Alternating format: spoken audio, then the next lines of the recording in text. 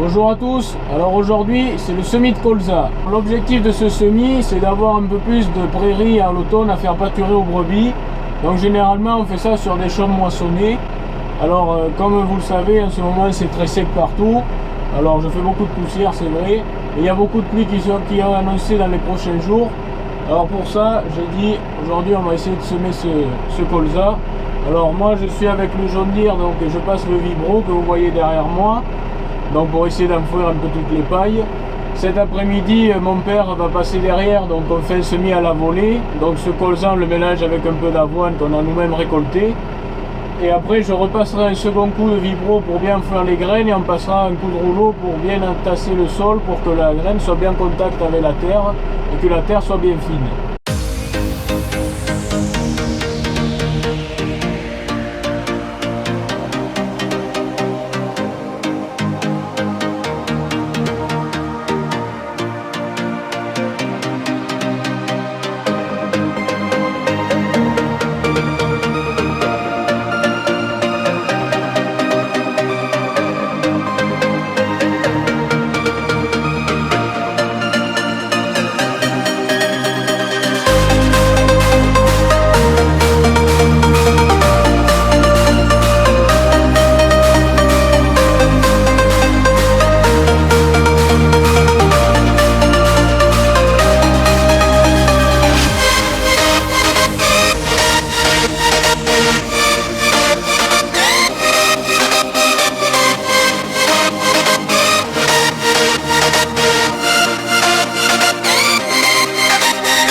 Cette année, on a décidé de faire à peu près 2 parcelles de 1,5 hectare chacune. Donc là, j'ai fini le premier passage dans la deuxième parcelle. J'attends que mon père sème. Donc comme on fait avec le semoir d'engrais pour aller plus vite, il n'y a pas besoin de faire un semis précis pour faire ce genre de choses. Donc il n'en a pas pour bien longtemps, donc j'attends qu'il finisse et après je repasserai le deuxième coup pour bien couvrir les graines.